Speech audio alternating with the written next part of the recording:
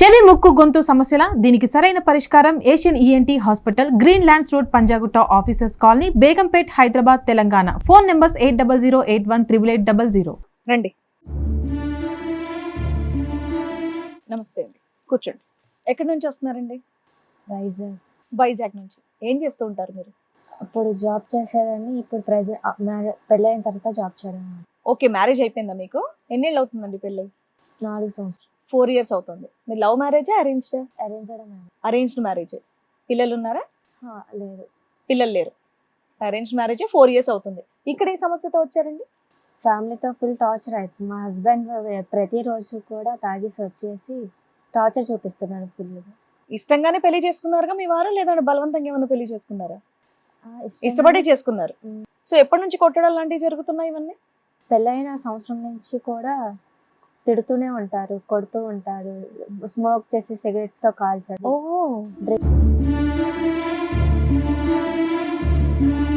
Drink చేసి వచ్చి కొట్టడం అవి చేస్తూ ఉంటారు. పెళ్ళైన వెంటనే మీరు బాగున్నారా?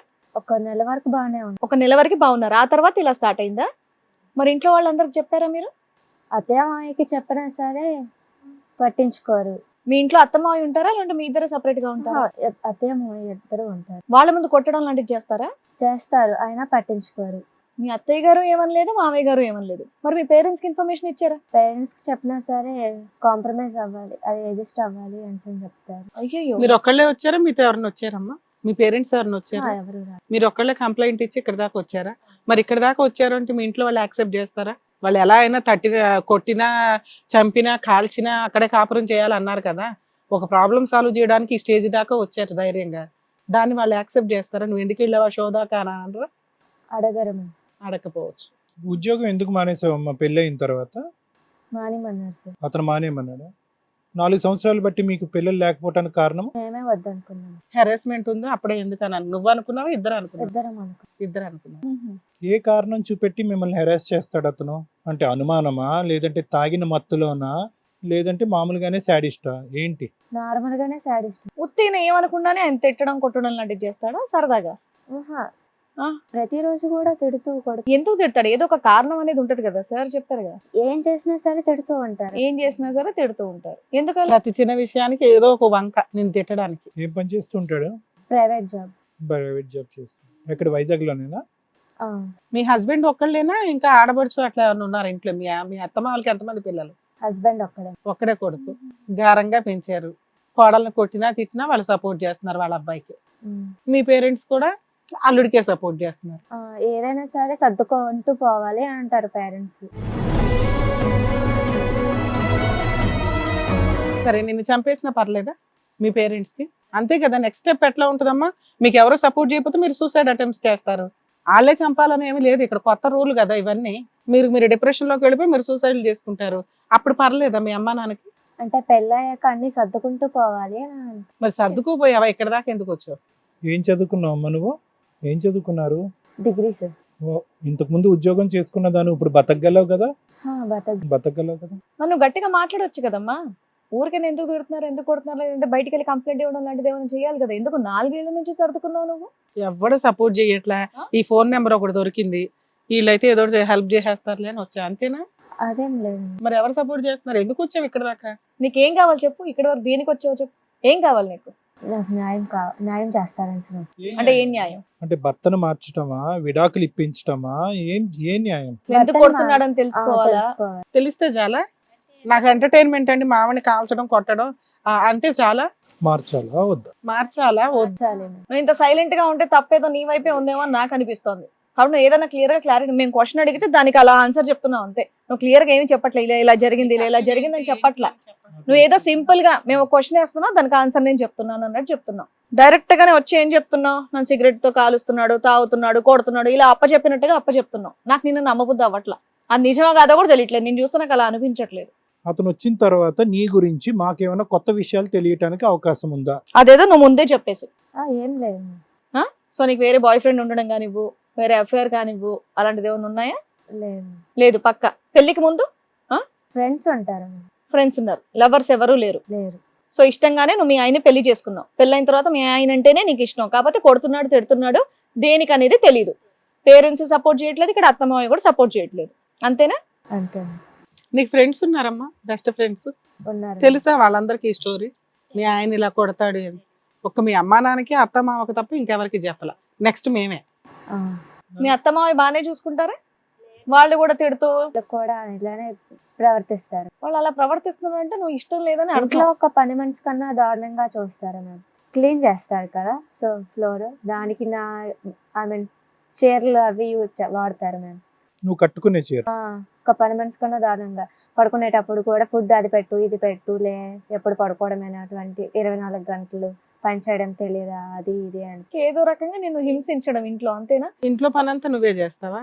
నేనే చేస్తాను. ఏమేం పనులు చేస్తావు అమ్మ లేచిన దగ్గర నుంచి? అన్ని బట్టలు ఉతకడం, గిన్నెలు తోమడం, ఉమ్. వంట చేయడం, సో అన్ని నేనే చేస్తాను. ఇది నలుగురికి వంట నువ్వే చేస్తావా? నేనే చేస్తాను. ఏ విషయంలో మీ ఇద్దరి మధ్యన కోఆర్డినేషన్ లేదు? పిల్లలు వద్దు అనుకునే అంశంలో ఎందుకు అంత కోఆర్డినేషన్? ఏ కారణం చేత వద్దు అనుకుంటున్నారు? లేదంటే పిల్లలు కలగట్లేదా మీకు? నార్మల్ గా 4 సంవత్సరాలు వద్దనుకున్నాను. ఎందుకు? అతను ఏమైనా సెటిల్ అవ్వాలా లేదంటే సెటిల్ అవ్వాలి. సెటిల్ అవ్వాలి? బయటికి వెళ్ళడం లాంటిది ఏమైనా ఉంటుందా? ఎప్పుడు ఇంట్లోనేనా? ఇంట్లోనే సరదాగా సినిమాలకు తీసుకెళ్ళటం, హోటళ్ళకి తీసుకెళ్ళటం, బయట ఫంక్షన్లకు వెళ్ళటం కలిసి, అలాంటిది ఏమన్నా ఉందా? అది కూడా లేదా? లేదు. తీర్థయాత్రలు కన్నా వెళ్తారా?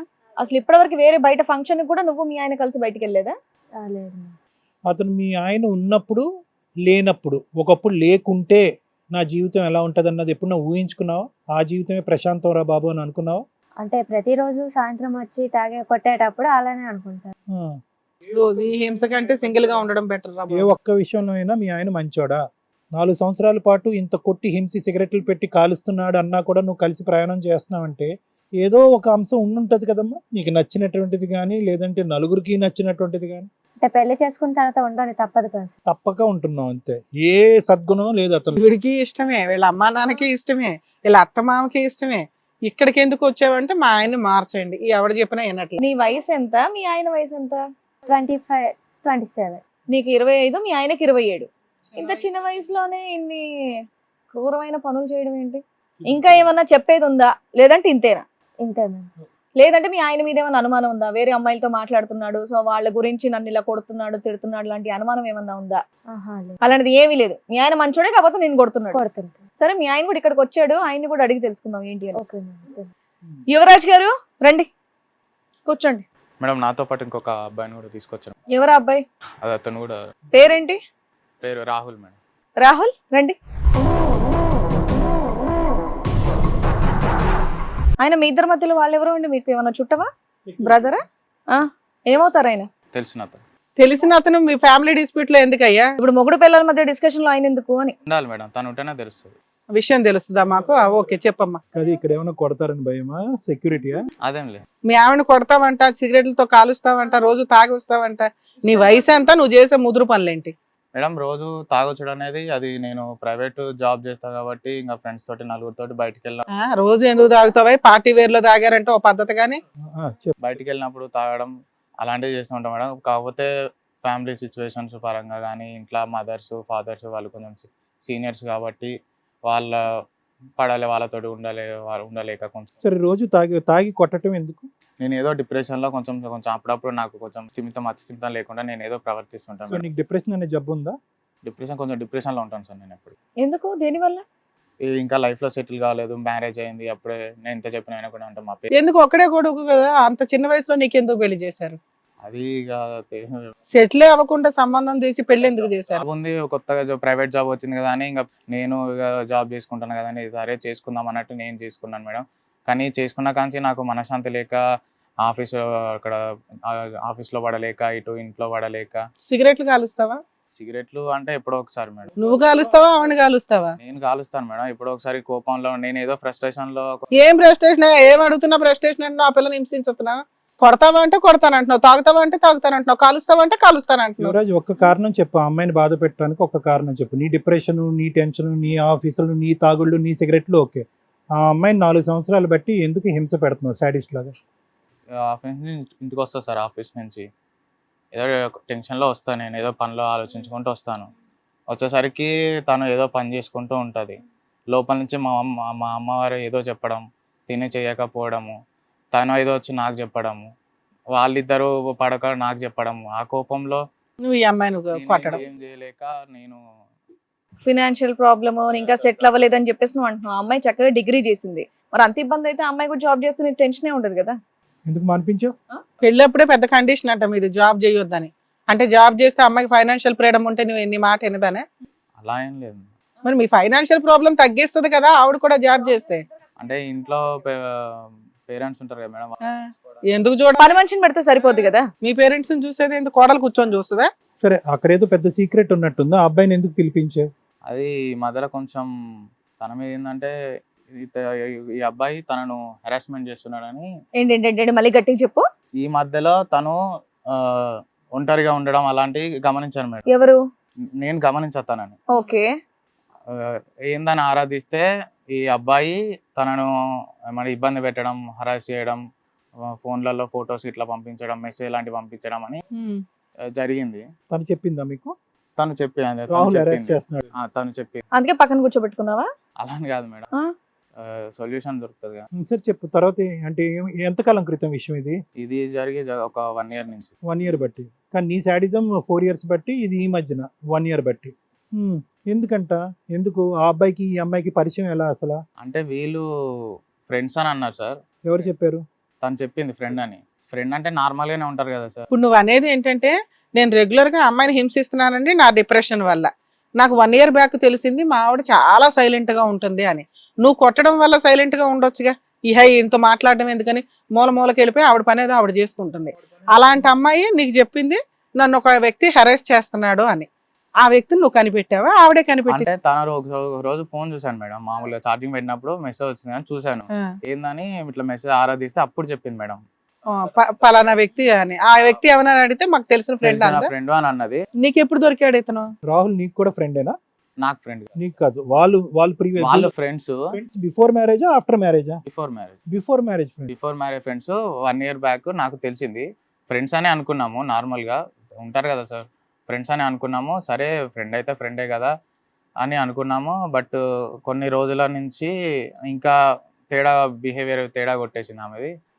నేను కొంచెం ఆరాధిస్తే తెలిసింది ఏంటంటే ఈ మనోడు కొంచెం ఆమెను అరెస్ట్ చేయడం, అది ఫోటోలు ఏంటి, ఏ ఫోటోలు చూపెట్టి ఆ అమ్మాయిని బ్లాక్ మెయిల్ చేస్తున్నాడు అతను? అది వాళ్ళు మామూలుగా ఫ్రెండ్స్ తోటి తిరిగిన ఫోటోలు, మామూలు జనరల్ ఫోటోలే కదా. మ్యారేజా, బిఫోర్ మ్యారేజా, ఆఫ్టర్ మ్యారేజ్ ఫోటోసా? అవి మార్ఫింగ్ ఉన్నాయి సార్, అంతా అవి మార్ఫింగ్ ఫొటోస్ ఉన్నాయి. అవి నేను కూడా చెప్పలేను, అలాంటి ఫొటోస్ ఉన్నాయి. అవును, కొన్ని న్యూడ్ ఫోటోలకి ఈ అమ్మాయి ఫేస్ పెట్టి బ్లాక్ మెయిల్ చేస్తున్నాడు అనుకుందాం. అంత ఉత్తమంగా అతన్ని పట్టుకొచ్చి పక్కన కూర్చోబెట్టి ఏంటి ఆ అమ్మాయికి హెల్ప్ చేద్దాం అనుకుంటున్నావా?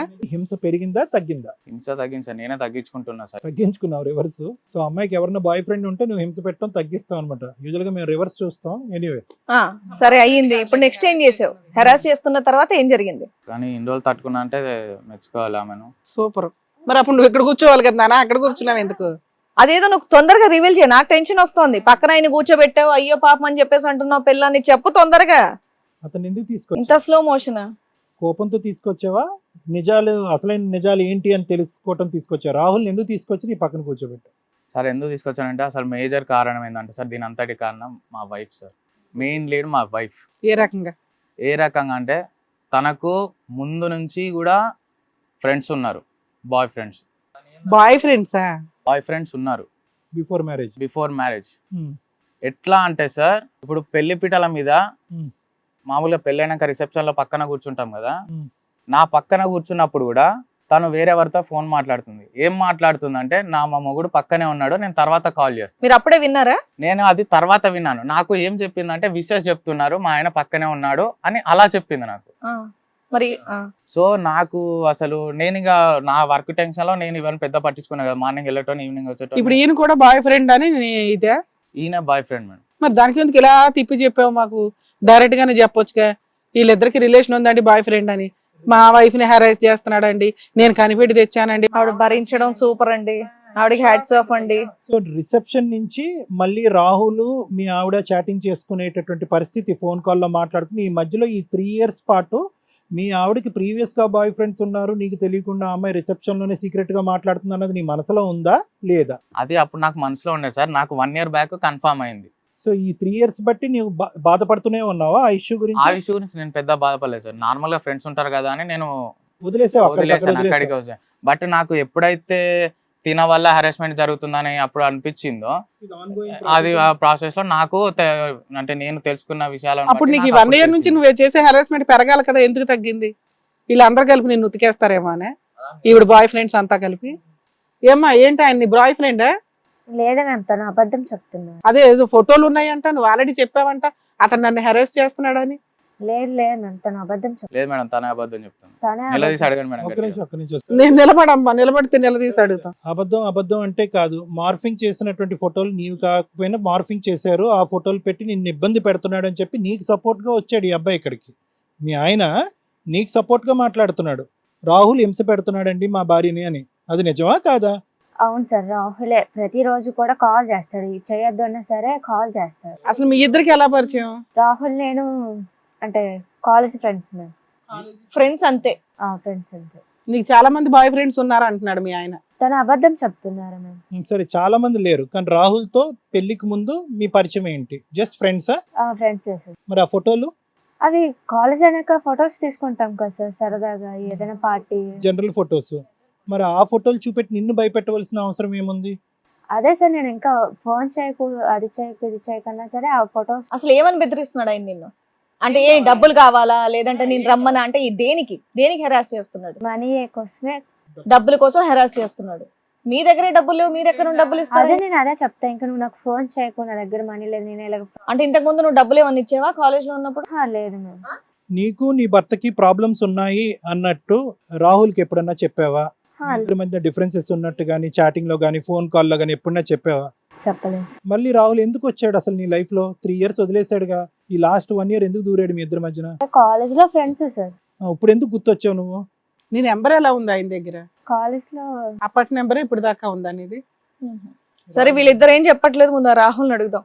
చెప్పండి రాహుల్ గారు, మీ ఇద్దరు అదే మీ గురించి వీళ్ళిద్దరు చెప్పేది ఏంటి విషయం? అసలు ఆ అమ్మాయి మీకు ముందు నుండే పరిచయమా? మీ గర్ల్ ఫ్రెండా?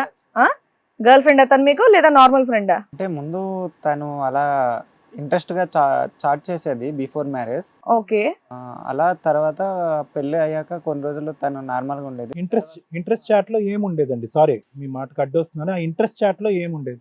అంటే నేనంటే ఇష్టం టైప్ లో మాట్లాడేవారు ఎప్పుడు కూడా తను. ప్రపోజ్ చేసింది ఆవిడ మిమ్మల్ని? అంటే డైరెక్ట్ గా ప్రపోజ్ ఏం చేయలేదు. మీరు అనుకున్నారు అంతే, మామూలుగా మాట్లాడినా మీరు అలా లవ్ చేస్తుందేమో అని అనుకున్నారు. తనైతే డైరెక్ట్ గా మీకు ప్రపోజ్ చేయలేదు. ఫోటోలు మీ ఇద్దరే తీసుకున్నారా, మిగతా గుంపు అందరితోనే తీసుకున్నారా? అంటే కాలేజ్ లో ఉండేటప్పుడు క్యాజువల్ గా అందరం కలిసి తీసుకున్నాం. ఆ ఫోటోలు తీసుకెళ్లి మార్పింగ్ చేసావా? న్యూడ్ ఫోటోలు పెట్టావంట, నిజమేనా? లేదండి. అతనే చెప్తున్నాడు కదా నిన్ను తీసుకొచ్చిన ఫ్రెండ్. ఫోటోసా? న్యూడ్ అంటే మరీ న్యూడ్ కాదండి.